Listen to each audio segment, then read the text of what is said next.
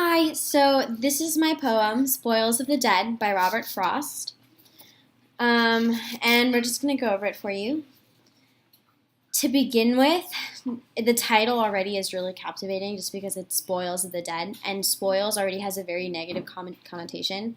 And just the whole title in general sets off a very ominous tone for the whole poem. Spoils can mean, to ruin or, to go bad, but in this sense, it's almost like representing goods that are stolen or taken forcibly.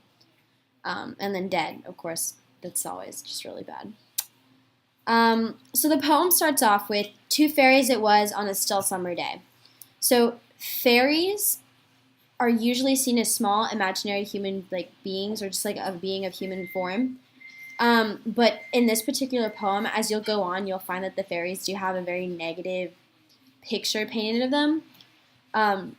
So there are many, literary works and different poems that use fairies as almost a form of a demon that are very mischievous and malicious. Yet it says on a still summer day, which you think a still summer day is quiet, it's peaceful, warm weather, almost a good thing, which is positive connotation. That mixed with the negative connotation of the fairies kind of foreshadows what's to come. Right. So it's just kind of clashing a little bit there, but the whole picture you see it painted is really, it's really nice and it's sweet. And then it continues on with, "Came forth in the woods with the flowers to play, the flowers they plucked, they cast on the ground, for others and those for still others they found." And that just continues on, and the use of flowers is used throughout the whole poem. It's very repetitive. And looking it up, flowers is more than actually an actual object. It can represent, like a certain period of time where people are at their, most optimum development. But also, flowers are used during funerals, even. So flowers can represent death as well. But flowers can also be, besides being development, it can also be like the best of the best, almost. And then it continues on with, "Flower guided it was," which kind of paints like a really innocent picture, if you're being flower guided. Or it can also mean, kind of going forward with the best intentions, almost. Guided by innocence, almost guided by ignorance as well. Right. So flower guided it was that they came as they ran on something that lay in the shape of a man. Now Frost uses a lot of little different rhymes here. Just like ran and man, he definitely uses ground and found, day and play. And he continues on that the snow must have made the feathery bed when this one fell on the sleep of the dead. And this is where the tone change in the poem is. And specifically the line "on the sleep of the dead" is really significant, because that can also be like, you can also say, almost eternal sleep, which just represents when someone, is dead. They're not going to wake up. Right. So the sleep of the dead. And the fact that he says the snow must have made the feathery bed, it's that change from summer to winter where you would see the snow. And winter always represents kind of death, like all the leaves fall off the trees, it's cold, it's got a negative connotation, contrasting the positive connotation of the summer. Right. And summer in literature usually means harmony or perfection. But he continues on, "But the snow was gone a long time ago, and the body he wore nigh gone with the snow." So that one little section there was almost kind of thinking back on the past and how it brings you back to now that it's summer, the present.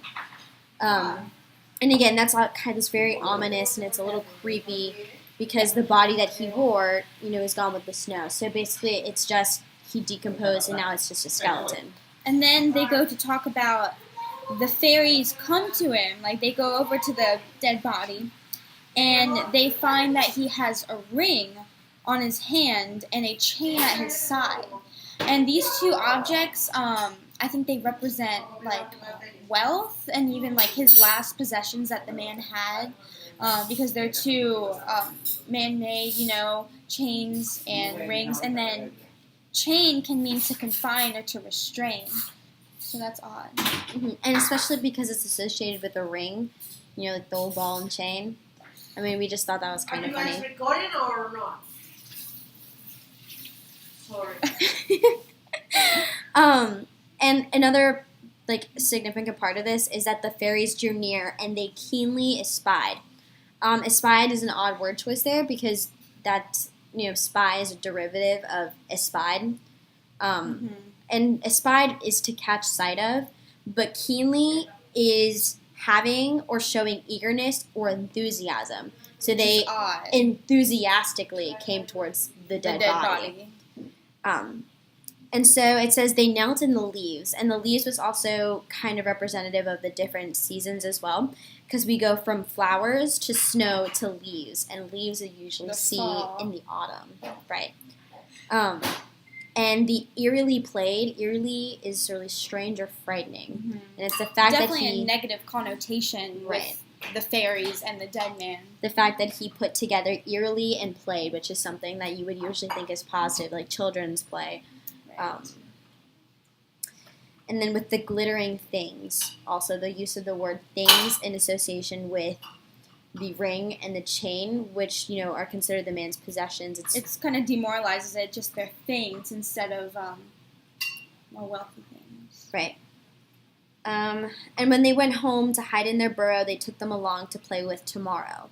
So again, it also kind of shows that they took his belongings and they were planning on playing with them. And that's also very odd, specifically because they're a dead man's belongings and they're playing with them. So this is where you see that the fairies have a very, very malicious tone, just aura to them, that they're not positive fairies. They're not good fairies. And then it kind of comes back to the beginning, saying, did you not come flower-guided when you came upon death? And saying from the beginning that they use that term flower-guided, which, like we said, means more like having the best intentions or being more innocent. You didn't think what happened would really happen. You were innocent about it. And so Robert Frost is kind of saying here, well, when you came upon death, didn't you come ignorant? Didn't you come innocent? And then that's almost kind of like defending the things that they did, that the fairies came upon it so accidentally, almost. And he also personifies death, and he makes it its own entity.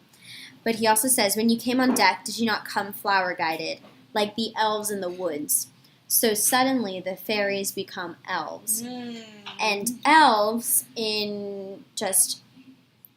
used to be portrayed as positive, entities, but as time developed and as the ages went on, specifically in the Dark Ages when religion was very prominent and it was just the Christian church changed the image of elves into being, like fairies, very malicious and just tricky, intent on doing bad things to people.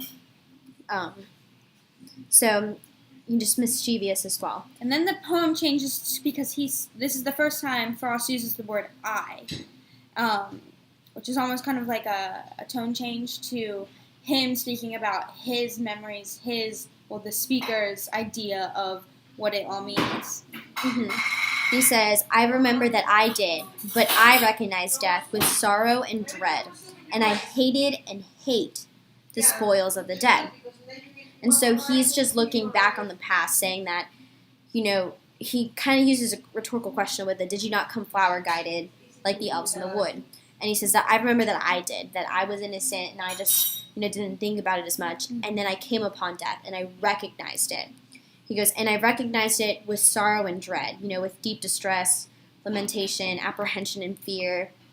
And I hated and hate. And the second to last line there just sort of adds emphasis with the use of the words hated and then hate. And he just recognizes the past and brings it back to the present.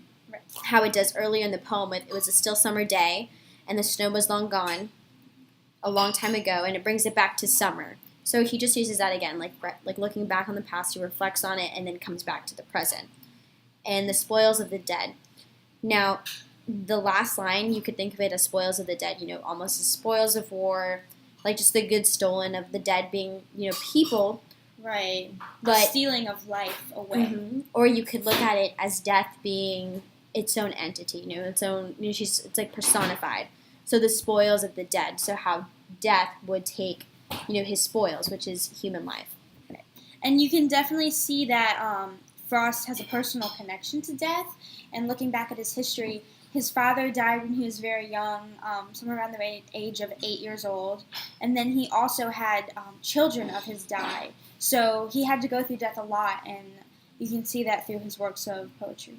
And so we could kind of relate this back to the death of his children, particularly because of just, playful and thinking the more, it's ominous and it's, it's very sinister, but it's fairy tale-like, exactly, with, fairies and elves and flowers and glittering and just all those things. Yep. So that is Spoils of the Dead by Robert Frost.